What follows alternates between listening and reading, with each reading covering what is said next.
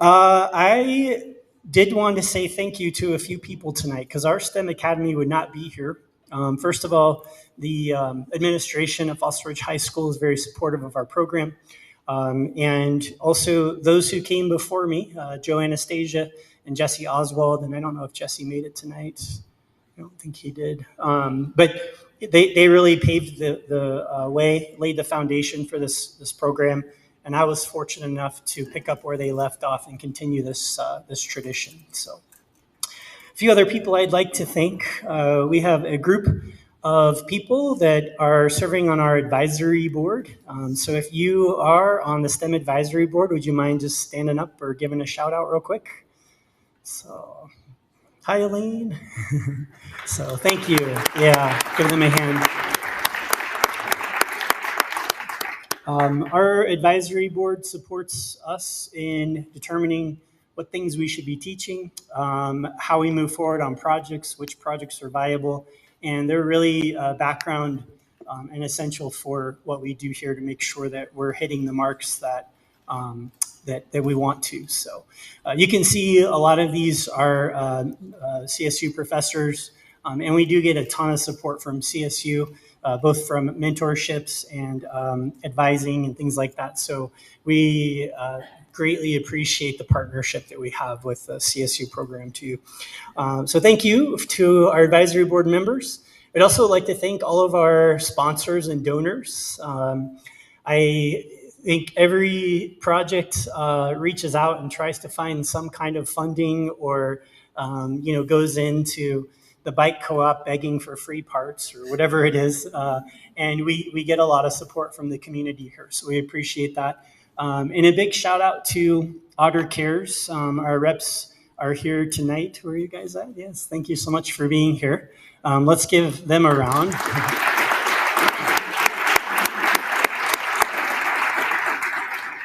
We've had a great partnership from Otter Cares, the foundation there. And it's not just a financial partnership. Lucy and some of the other team members, Sarah, they've come into our program. They have asked the teams to give pitches on their project, as you might if you were seeking funding out in the real world. And from there, we make decisions on which teams will be funded and which may not. So it's a really good experience for the students to have to go through, I think. So thank you to all of our sponsors and donors. We couldn't do it without all of you. And I also like to thank our mentors. All of the projects are required to have a mentor, and for some of our projects, that's a parent. Sometimes that is, do you have the other one? Is there another one there? Sometimes those are, again, professors from CSU. We've got lots of business community members that support our projects, and they are essential for guiding the projects and helping them to make sure that, maybe I didn't put it on there. I'm sorry. If you mentored a project and you're here representing a project as a mentor, would you please just shout out or stand up, give a wave? So, thank you. Lastly, I want to thank some of our alum for being here. So if you are a grad and you're here just kind of enjoying your time off because you're done with college and wanted to stop by, would you just give a quick shout out? All of our STEM grads. Got a couple out there. Thanks, guys. Thanks for coming. Same thing with our seniors. Where are our seniors at tonight? Yeah. They're just procrastinating studying for finals because it's that senioritis thing going on. So, no, we love having you guys. And that's one of the things I love about our program is it's, if you will, generational. So we get a ton of our seniors coming in and supporting our juniors and our sophomores as they're working through the program. That requires a ton of support. And when you have 20 or 30 people in a room trying to figure out how to code an Arduino, it's hard to help. So we get a lot of support within the academy from other people who have gone through it. So thank you guys so much. Let's see here. Juniors, lastly, I want to thank you. As I said, I'm proud of you. What's super rewarding about being in this position is being with you guys. So I love coming into class every day, and even if it doesn't look like I'm happy, I am. Okay, I do get focused sometimes and want to get the jobs done. But I love seeing where you guys have come from when you made your little 3D printed things last year that didn't work, and now you're advancing in your skills and knowledge. So good to have you. So I should stop talking and let these guys come up. But first, I wanted to introduce Jay, and she's going to give a few words of encouragement to you guys before you come up and give your speeches. Thanks, Jay.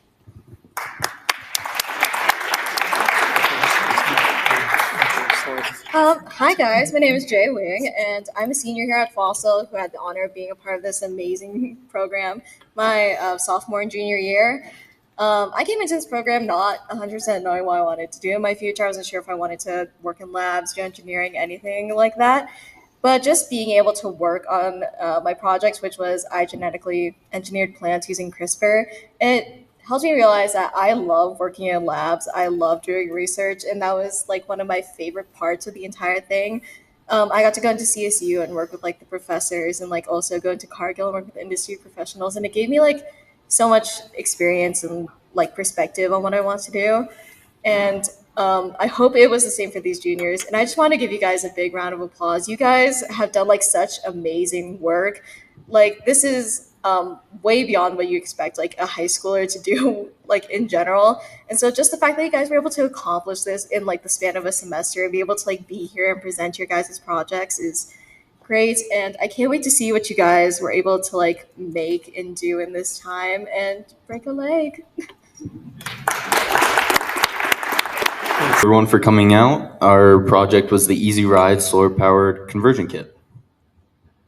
I'm Jackson Martin. I was the group manager. I also dealt with the metalworking, the data collection, and then also the electronics.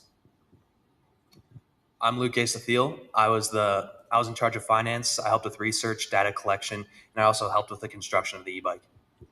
My name's Henry Hoseth. I worked with the electronics, research, and I was mostly the construction and CADing guy. We also had another group member, Quinn Grabner, who unfortunately couldn't be here tonight. He mainly dealt with the research, materials, photography, and then communication.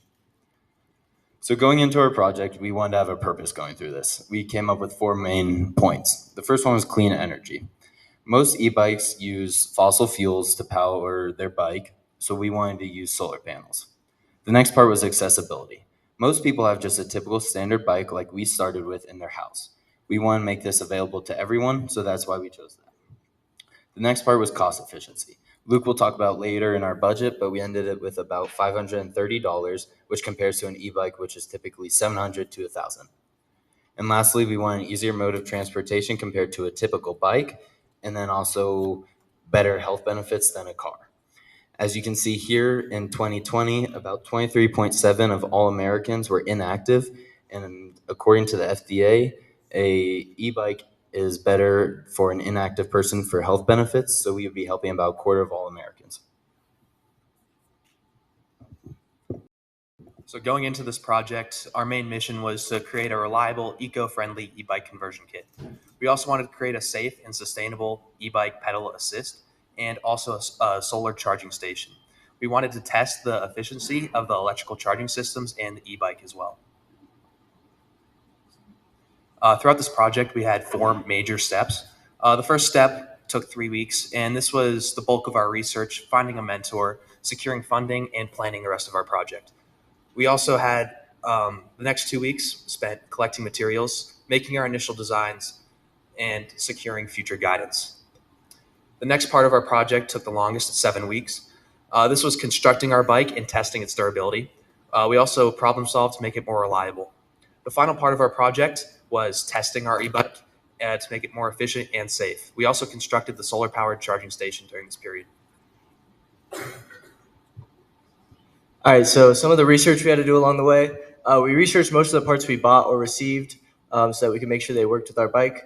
So to start off, our motor, we had to research that would have enough torque to get our bike going, and also spin at fast enough speed so we could get our bike going at a comfortable speed that can also transport us wherever we want.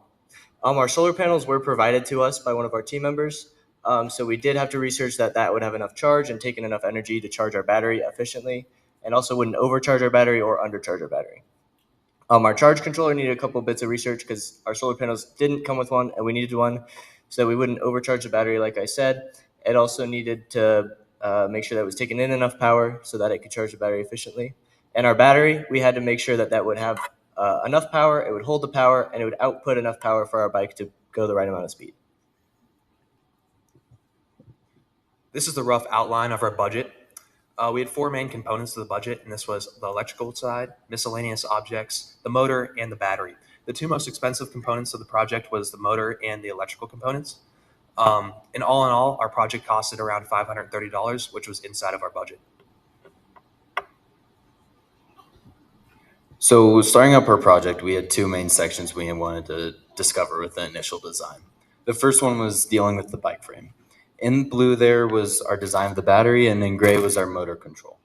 At first, we thought this would be the most efficient way to have our bike working without being an avoidance to the rider. We later changed that in our final design, as you'll see. The next part was with our solar charging station. We did this in terms of a process. Started with the sun and then to the solar panels, which was an easy connection. The next part was the solar panels to the battery. This was not as easy as we thought. We then had to take an AC inverter because we didn't have enough power, and that converted from DC to AC and then back to DC, which gave off enough power for the battery. And then next part, that would go to the charge controller to make sure we didn't overcharge the battery and fry it and have to get a new one or any other problems that might cause. Then from the battery, it went to the motor control, to the motor, and then we got our bike running. All right, so some of the challenges we faced along the way, we had to replace our back wheel and axle. So the first axle we used, we accidentally bent it while we were riding it. So we bought a new axle, which we ended up stripping, so that didn't work either. So we ended up buying an entirely new back wheel, and that helped mount the motor because it had a whole different type of axle that fit a lot better. So that mounted the motor better and more efficiently.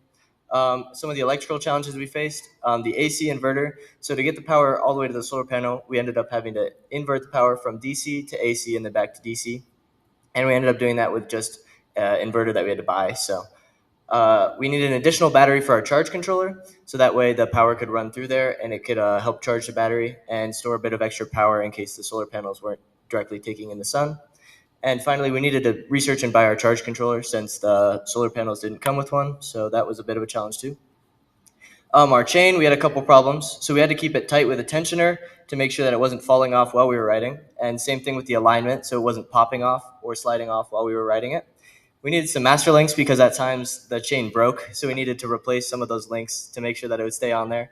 And at the end of the project, we ended up buying an entirely new chain so that it would be cleaner and we wouldn't be using a dirty, broken chain.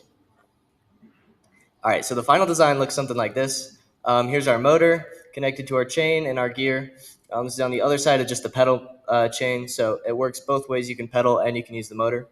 Here's our solar charging kit. So you can see here's our AC to DC inverter. Here's our charge controller. And here's our extra battery that we needed, and that goes all the way over here and charges our big green battery. And here's the final thing assembled on the bike. So you can see here's our holder that we welded for the battery, and it has some Velcro to hold it in. And here's our motor controller with some rubber panels so you're not hurting your legs while you're biking.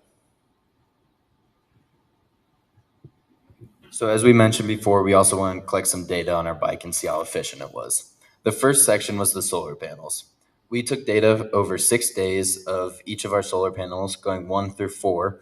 And then for using 4 solar panels, we got an output of 24.5 volts. And then for 3, we got 23.7 volts. All in all, we got roughly the same amount of energy in both. But if we wanted to be more efficient, we would just add an amount of solar panels and the amount of sun we could capture. The next part was the bike efficiency. We took all of our 4 weights and then 3 trials with each, going past a typical car speed sign that read out our speed. And then it ranged from 19 to 17.3. So for 70 pounds, it really didn't affect the efficiency of the bike. But moving forward, if we want to be more efficient, we would take off weight. So throughout this process, we all acquired many skills that could help us with our futures, such as principles of construction and metalworking. This could help us if any of us wanted to go to trade school or something of the sort. Principles of electricity would also help us if we wanted to become an engineer or something like that. Teamwork will help us with any walk of life. And Bike mechanics can help us if we want to create, fix, or just make a bike better in the future. Effective research will help us with our academic and professional careers. So after our project, obviously we wish we all had more time. I'm sure everyone over there does too. For us, the first part we wanted to make was a charging station container. We started building that on the last day. Sadly, couldn't finish that. But we wanted the design kind of like an electrical box, something that's weatherproof and easily transported, so it's not as messy and just empty wires everywhere. Next, we would do back squeeze brakes. This was because in the process of attaching the motor, we had to take off the disc brake, so making it a back squeeze brake would allow us to have that bike brake again. We did also have our front brakes. We didn't remove all brakes. The next part was the permanent chain tensioner. Right now, we just have a nut that's getting stripped each time we ride, and having something more permanent would make it so it's easier to maintain and not have to be replaced all the time. Next part would be a more reliable battery holster. Right now, we have something I welded with Velcro on it that keeps the battery safe and tight, but not something that would be weatherproof or work all the time. The next part would be creating a sleek looking design. Going into this project, we all decided that we might want to try and sell this as a product in the future. And to promote it, we would make it look better because right now it's just functional, not looking great. All right, and lastly, we'd like to give a massive thank you to our mentor, Steve Martin. He helped us a lot along the project with research. He gave us some great advice, and he even helped us build the bike a couple days. So without him, we wouldn't be here. We wouldn't have our full bike done. And we'd also love to give a big thanks to our financial sponsor, Otter Cares, and Lucy Nuremberg for helping us secure that financial part of our project. And again, we wouldn't be where we are right now without them. So just an important part for that. Thank you, everyone, for coming out.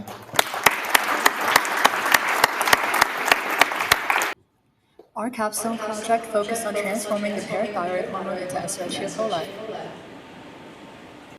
I'm Shri. I was the project manager and the photographer. I'm Anya. I was the financial advisor and the lab technician. I'm Vaish. I was communications and the data collector. So the purpose of our project was to address the issue of hypoparathyroidism, as the current treatments are like surgery and calcium supplements are inaccessible for a lot of people. And a few symptoms of hypoparathyroidism are muscle cramps, tetany, weight loss or weight gain, heart arrhythmia, and brittle hair and nails. Our timeline was divided into 3 stages. Our first stage was research, our second stage was planning and development, and our third stage was procedure and results. Our primary goals was to create a variant E. coli that produces our human parathyroid hormone, and to begin a medical pathway and accessibility for people with hypoparathyroidism and various other conditions, and also to create a successful experimentation, and also to do extensive research on our topic. Some of our secondary goals included improving our own biotech knowledge, skills, and experience with hands-on work in a lab setting, and to provide the community with access to in-depth research and knowledge about lesser-known conditions such as hypoparathyroidism. Our first phase was research.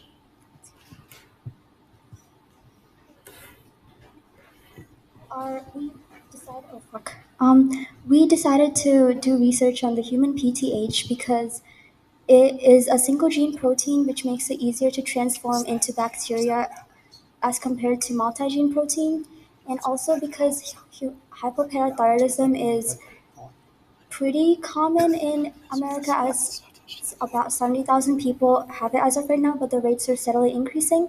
Hypoparathyroidism is also known to cause various other conditions such as osteoporosis, Addison's disease, and Parkinson's disease. We started with researching of several different types of bacteria, but we ultimately decided on using E. coli for a variety of reasons. E. coli replicates asexually and is extremely fast-growing. Because it replicates asexually, all changes to the genome are preserved through generations. In addition, it is known as a facultative aerobe, which means that it can produce ATP with or without the presence of oxygen.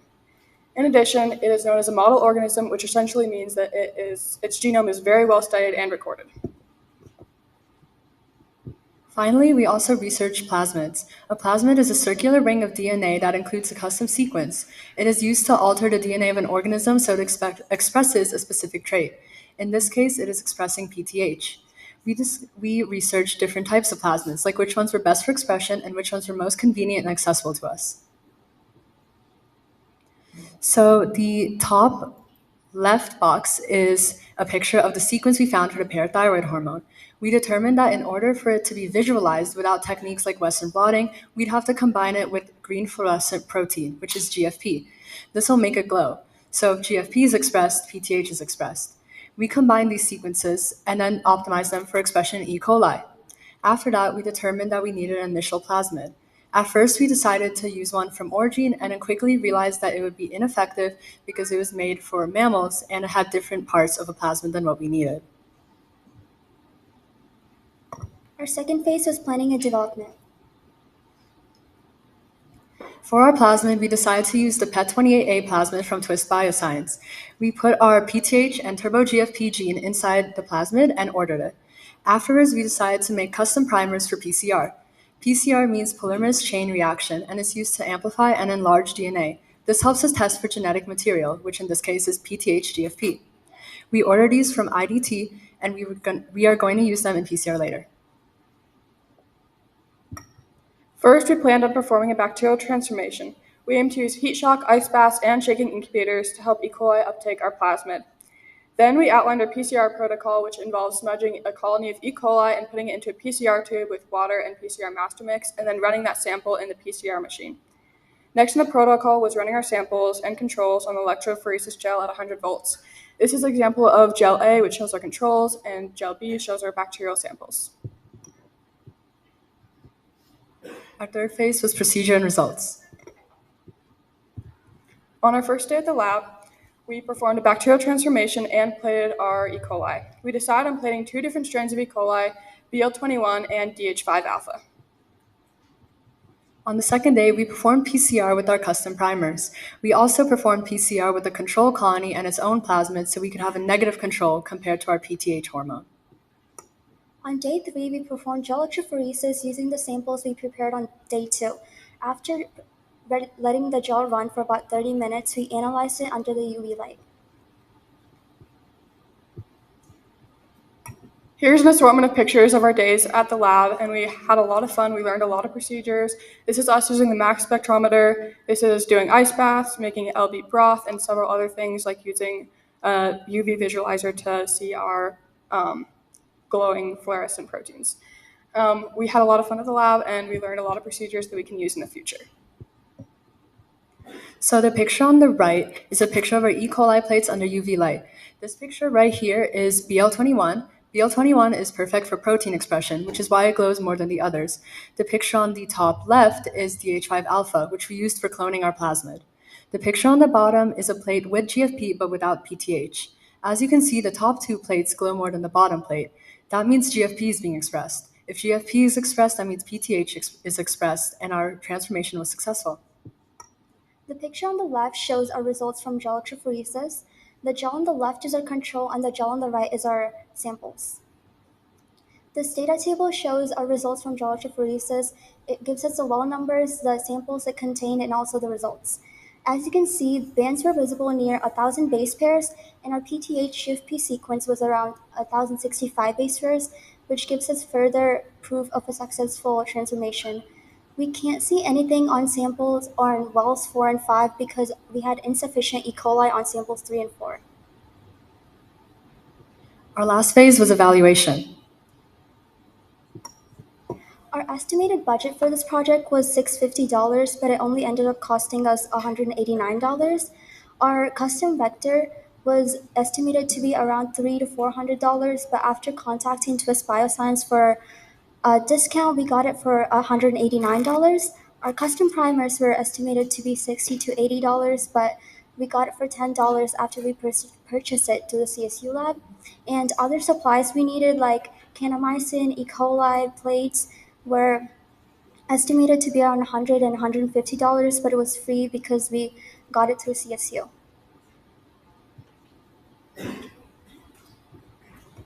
One of our key concepts was bacterial transformation. We used transformation protocols when we attempted to get our E. coli to uptake our plasmid. Through the transformation, we learned how to use ice baths, heat shock, and shaking incubators.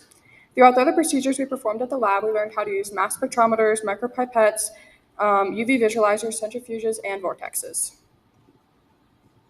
While using these procedures, we had to learn about biosafety levels and how to protect ourselves from contaminants during these sensitive processes. We learned how to be safe using goggles, gloves, and other equipment. Additionally, we use new technology and software like SnapGene. SnapGene is a molecular biology software that helps us view and plan DNA. We use this to design our plasmids and primers to be custom. One of the biggest lessons we learned was communication. We had to communicate with our mentors, our team, and other companies so we could effectively carry out our project within the designated timeframe and budget. Another big lesson we learned was teamwork, especially because of our limited time. We had to divide and conquer with the research part of our project, and we also had to work with our mentors to ensure that our project was successful. We also learned how to manage our time, not only with our own schedules, but also with our mentors' schedules. We learned how to successfully divide our tasks among our group, and also creating and sticking to a reasonable timeline. Some of the challenges we had during this project was creating a working plasmid with software we haven't used before, and it took us a while to learn how to work SnapGene before we could make our plasmid. Another big challenge we had was the time, since we only had 3 months, and we also learned that we have to make our own plasmid instead of ordering a pre-made one. It was a pretty big challenge for us. Some of our successes included that our E. coli expressed both genes, PTH and GFP, through successful PCR and gel electrophoresis. Additionally, we created organized designs and research to help us create effective procedures that helped us carry out the project in time. In the future, we plan to apply this research to medical studies, which includes transforming into E. coli human cells or creating medication to aid in the production of PTH. Doing this would help the research be applied to real-life problems such as hyperparathyroidism. Another challenge that could be tackled would be transforming multi-gene hormones into human cells, which would help broaden the range of diseases that could be tackled with a bacterial transformation. We can also aim to inhibit PTH production in humans, which would solve a really big issue, which is hyperparathyroidism, which is larger or more common than hypoparathyroidism. Thank you to our lovely mentors, Meredith Cleland, Jean Nick, and Daniela Goldstein. And to Randy Owen and Mr. Danahauer. And thank you to our sponsors, SnapGene, Twist Bioscience, and CSU.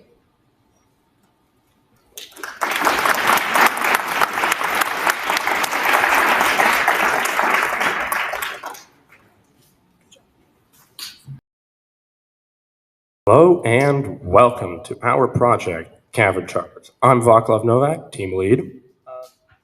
I'm Luke Organ. I was kind of the builder of the project. I'm Jackson. I did the 3D printing and helped with the CAD. I'm Reese. I did the programming and electronics for the project. So today we'll be going over why we decided to choose our project. We'll be going over our designs and our specifications, what we did for research in order to get to where we are now, and what we'd love to do in the future if we had a little bit more time.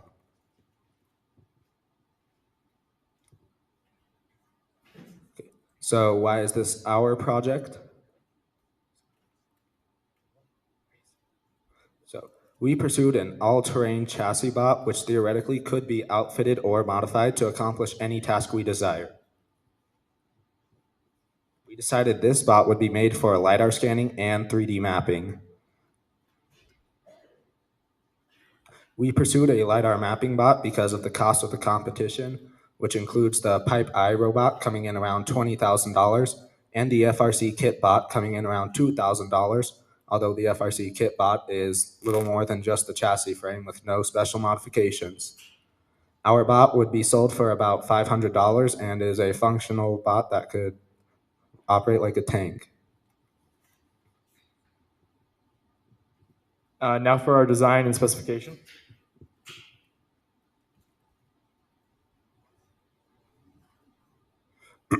So for our chassis, we decided that we were going to follow the FRC guidelines and specifications.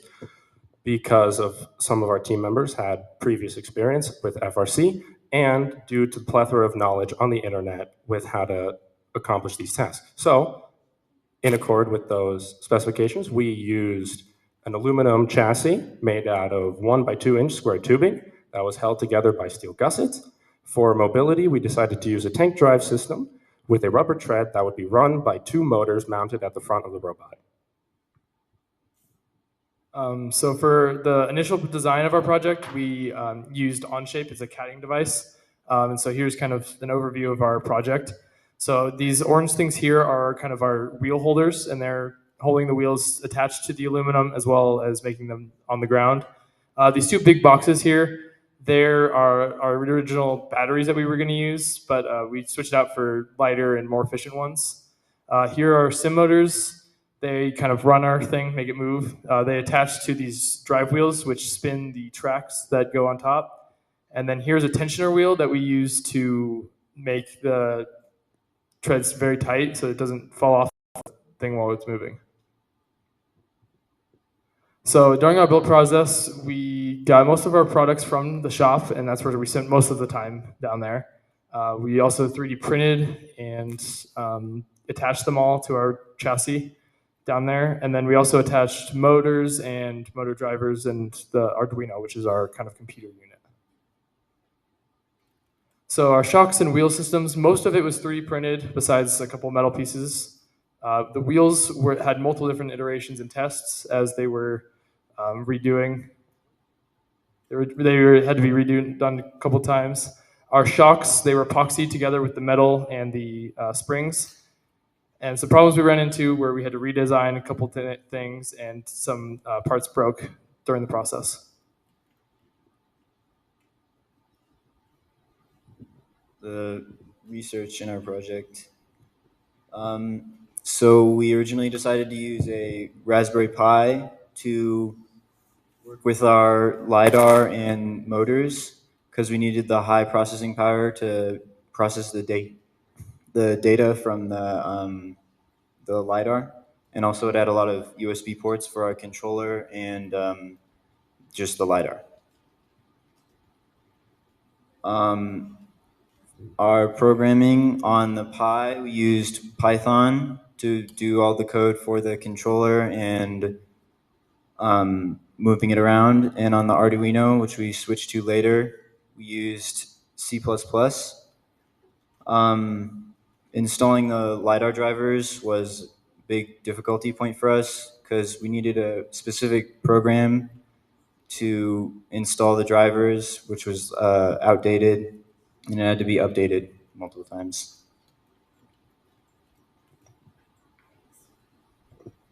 So throughout our project, we obviously had many difficulties. Some of the ones that I mostly encountered were a lack of parts due to supply chain issues and a lack of a shop because there was a class in there, so there were not a lot of machines to be able to be used.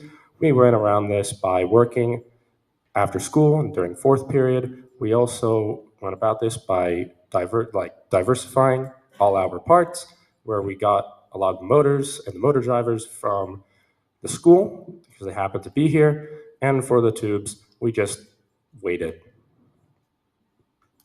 So as I had mentioned, I did the shocks and kind of the wheels and stuff. So one of my biggest struggles was with the shocks as to start one of our early iterations, it wasn't able to expand and compress like a normal shock would. So we had to redesign it and make it wider. We also had to epoxy in the metal rod to the shock, and occasionally those broke. So we had to pressure fit it rather than use the epoxy.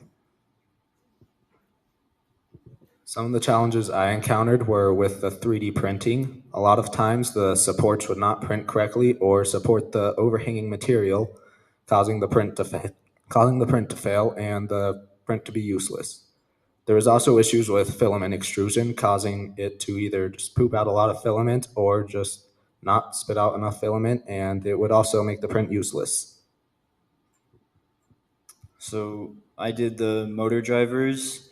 Our first motor driver was too small to be used with the bigger motors that we needed. So we switched to a larger one that could handle more current, but it couldn't handle it for long amounts of time, so it ended up breaking from being overflowed. And so we finally ended up using a Talon SRX motor drivers. But ultimately, at the end of the day, and the reason why we decided to choose this project, we knew that there were going to be challenges and difficulties ahead, but we also knew that there was going to be a plethora of learning that we would get out of this project program. And this is the learning that's going to help us into the future and help all of us succeed in wherever we decide to go. But now, future development. So if we had more time, we would like to add more stable treads to navigate any terrain we would like without any issue. We would also like to do more research on the Raspberry Pi in order to get that running smoothly with the motors, and also to utilize it to use the LiDAR to do 3D mapping. Thank you to our mentors and helpers, our mentor, Matt Organ, for being here, and everybody else from Toyota, Poudre Valley RA, and Fossil Ridge High School. And on that bombshell, it's time to end. Thank you and good night. You already did it. You guys are good. Hi guys, I'm Max Kenline. I was our build lead. Hello, I'm River. I was the electrical lead. I'm Quentin Saunders, and I was our design lead. And we're here with Peak Mobility Solutions with our electric off-road wheelchair. A couple things we'd like to talk about today is why we made this, our goals, how we researched, how we designed it, how we built it, and our final product. First, I'll start with talking both about why we chose this and why our final product will be better than the other options on the market. I first decided to do this project when I saw my mom looking for a wheelchair that was electric and off-road capable so she could keep some of her freedoms despite having to use a wheelchair. And all of the options were either way too expensive or did not have the capability she wanted. And that sentiment is felt a lot throughout the community, as you can see by the answers from a survey we took. So why is our product better than some of the other ones? It's cheaper. We are estimating if we were to sell it around $1,500 as opposed to $3,000 from other companies we saw, or the $6,000 you see over there. It's capable of 10 miles an hour, according to our calculations, as other ones were able about to 8 miles per hour. It's environmentally friendly, as we use a lot of recycled parts from the bicycle co-op and recycled cycles. We've got larger tires and rear suspension to make sure you have more mobility on off-roads, as opposed to smaller tires and worse on other products. We also use metal-infused carbon fiber 3D prints to make it more sustainable. Now we'll move on to what goals we had going into this project. First, to keep it off-road capable, we wanted pneumatic front and rear tires, meaning they would be much more similar to bike tires filled with air as opposed to solid rubber tires as come on mini wheelchairs.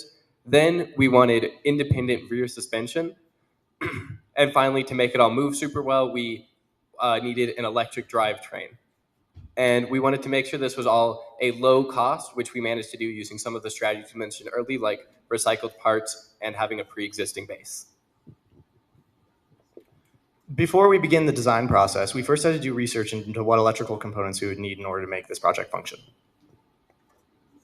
For our first iteration, we used a Spark Max motor controller, which was powering a 12-volt sim motor. This was all powered by a plug-in power supply that we used in order to test to see what we needed and what we didn't.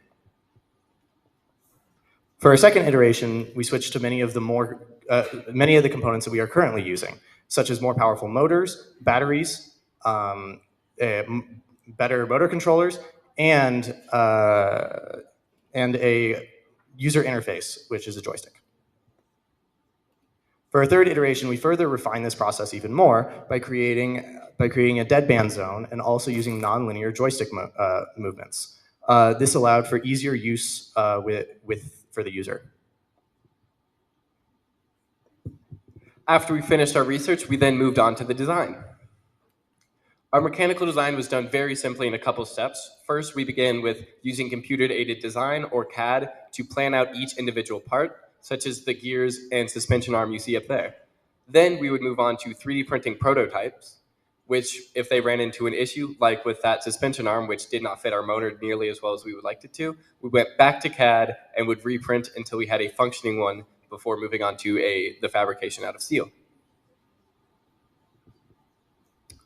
For our electrical design, we ended with having 24-volt, 550-watt motors.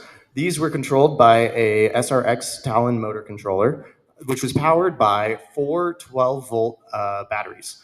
These were hooked up in 2 sets in series, which ended up in 24 volts. This was controlled by an Arduino and a joystick, and which allowed it to fully function. Now for our build process.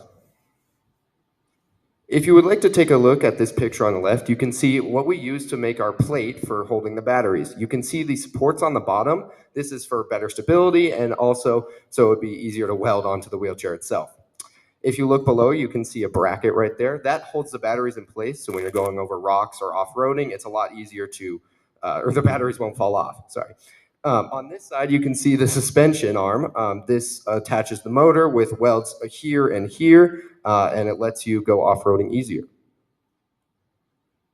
As you can see in this photo right here, here's me welding onto the bottom of the wheelchair. It also helps for a low center of mass, so you don't have to, you won't tip over while you're doing it. If you take a look at that other picture, you see our front wheel design. We used just a wheel from Harbor Freight, and we ended up CADing out parts using our CNC machine, which stands for Computer Numerical Control.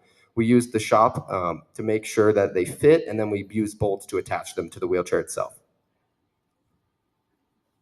Here's some of our problems and solutions. First, we had some of our axles snap. So we first bought 1/8" aluminum, which snapped. Then we bought 1/8" steel, which snapped. So our final product ended with 1/2" steel axles that hopefully won't snap. Our front wheels were also bending, so we had to re-CAD and reprint more supports that I welded on later. Some of our prints were failing after we were using our carbon fiber and PLA as the machine wasn't working correctly. And also our unsupported suspension arms were moving our wheelchair wheels a lot more than we thought they would, and so that ended up not working great. Then, after a lot of time, effort, and money, we ended up with something that resembles a final product. We managed to accomplish many of our original goals, including mountain bike rear tires, pneumatic front wheels, independent rear suspension, and a mostly working electrical drivetrain. However, when it came to attaching the motors to the wheels through chains, many of our cogs snapped, and we just ran into a lot of technical issues on that portion. We did, however, manage to keep it at a very low cost, despite being the most expensive project Dana Hauer's ever seen. Compared to the alternatives on the market, we are about $2,000 cheaper, which is exactly what we were going for. Looking forward, if we had more time, we'd want to focus more on completing the drive chain and the build itself. This would allow us to have a fully finished product, which would be a proof of concept. We'd also want to perform tests, such as battery life, to show the limits of our wheelchair. And we'd also want to finalize our specs and components to show that this is how another person would build it as well.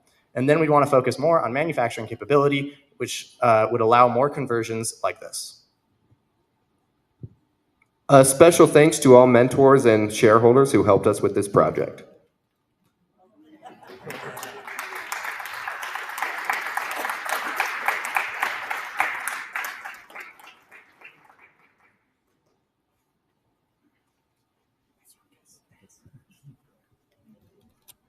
All right, we'll have our Exodog team come up.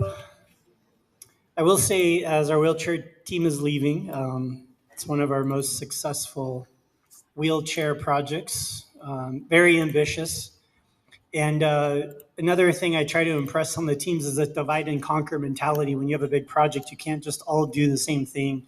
And they did a really good job of having River work on the electrical components and system on the tables and get all that working. And then the other guys are in the shop CADing and welding and cutting and all that kind of stuff. So good strategy for success. The clicker's right there.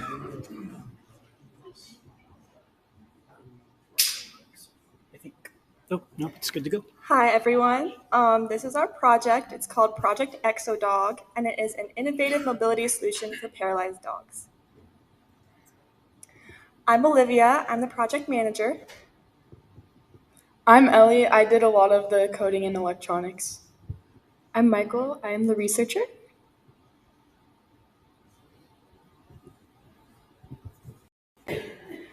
Our project is a novel proof-of-concept dog exoskeleton that uses the front legs to prompt the hind legs.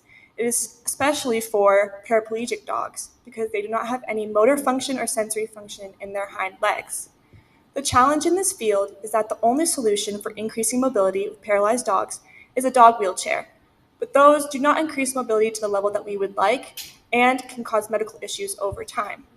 The impact we will have in the future is increasing the mobility of paraplegic dogs and improving the quality of life of the dogs and their owners.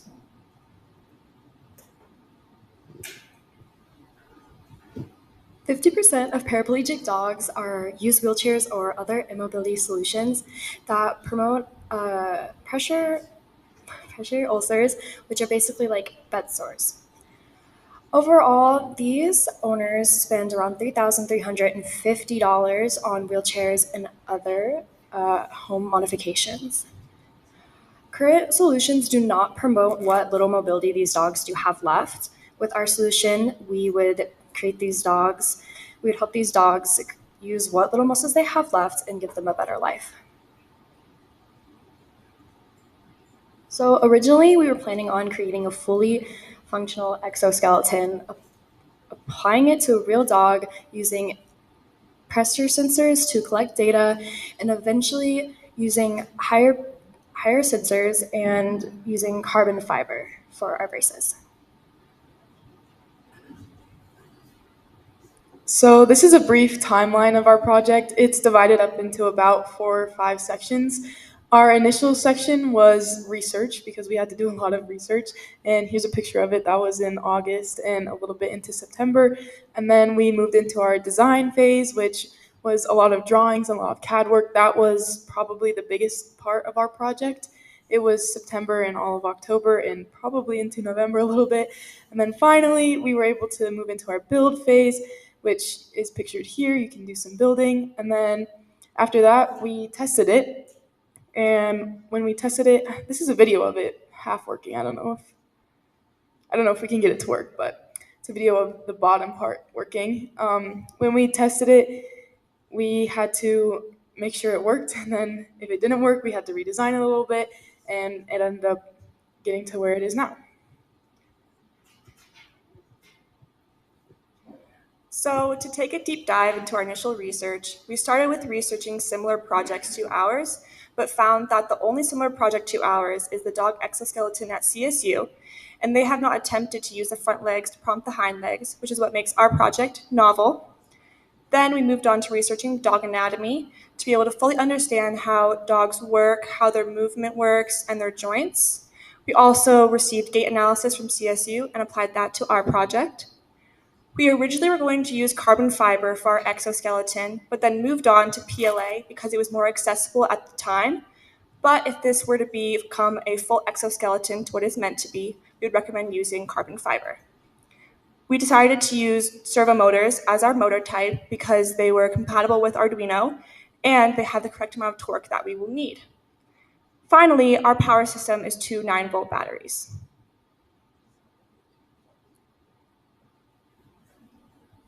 So our first prototype we made out of cardboard. We were mainly trying to figure out how we would design the joints and successfully mimic a dog's walking and movement. Our second one is we needed to apply the braces and we need to look for clearance and make sure that it was still working in the way we wanted it to. And finally, our working prototype, we applied the electronics and successfully made the dog's legs move according to the dog's anatomy. So this is our electronics design. We decided to use SparkFun Red boards, which are equivalent to Arduino Unos. We use these because they're really easy and we're familiar with them. They also we had to use 2 because we used, for our angle sensors, which are actually magnetic encoders, they use I2C pins, and each Arduino or each SparkFun Red board only has one set of pins, so we had to use two. And then we ended up using our magnetic encoders, which are actually, I call them angle sensors because that's what we use them for. We use those over accelerometers. We were experimenting with the two in the beginning because the accelerometers are really confusing and have a lot of data output, and the angle sensors do enough and they got the job done. And then we decided to use servo motors because they're precise. You can get them in a lot of different shapes and sizes and torques, and they just work well with the system. For our power system, this is kind of a bad picture because this is not showing what our actual battery is. This is a power just supply. But we have two 9-volt batteries, each powering a servo, and then we have a 14-volt, I think, battery that goes through a buck converter that then powers our servos these power the Arduinos. These go to our servos because they take up a lot of power and our Arduinos would not have been able to power them all. And this is our CAD work and materials. So this is like our initial design. We planned this in like September and October. It was a lot of drawings and designs. And then from there we went into our CAD design, which has basically all of our little parts. And then this is our BOM, our bill of materials. So if you ever want to replicate it, here you go. We budgeted, I think, about $300, and we ended up only spending about $170 because most of the stuff we already had at school. So like our red boards, we already had at school. We already had batteries and everything. So that was nice. Oops.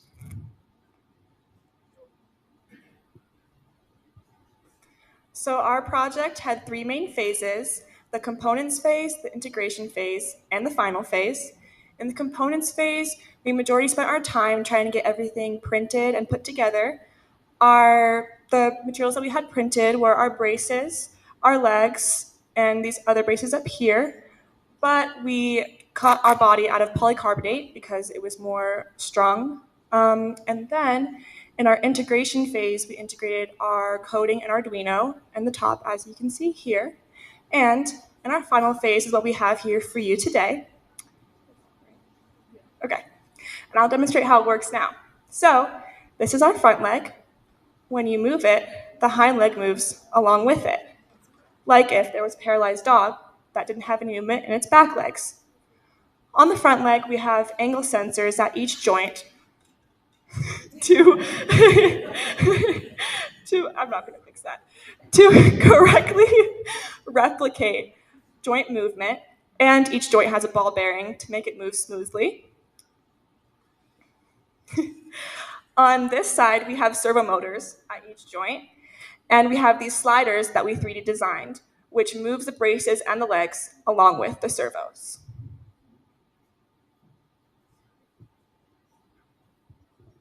So one of the biggest lessons that we learned is that it is hard to be precise, and it takes a lot of time and a lot of effort and a lot of just trying over and over again to be precise and have the right design. So these are some of our different little things that we wasted a lot of plastic on. Like this one, it's hard to tell, but these used to come out and that really didn't work, so we had to change it up. And overall, we had about 3 full prototypes. So we had our cardboard one, we had our CAD design that was actually on the computer, and then we have our final one. And it took the whole semester, which was about 5 months. So some of our key concepts include biomechanical movement, joint system mechanics, and movement translation. Our main lessons that we learned is the importance of design, prototype testing, the importance of choice material, and a lot of time management.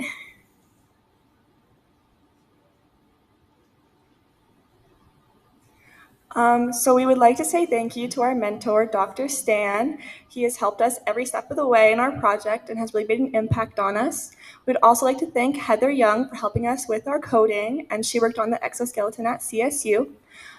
We would like to thank Designs by Adri for helping us with our logo and our presentation.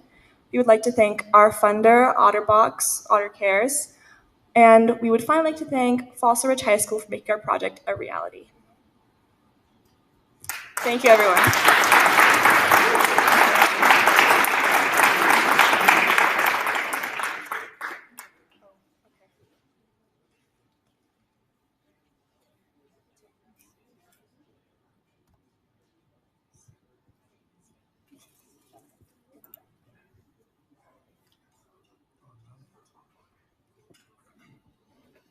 Well, let's give another big round of applause to all of our juniors and their projects.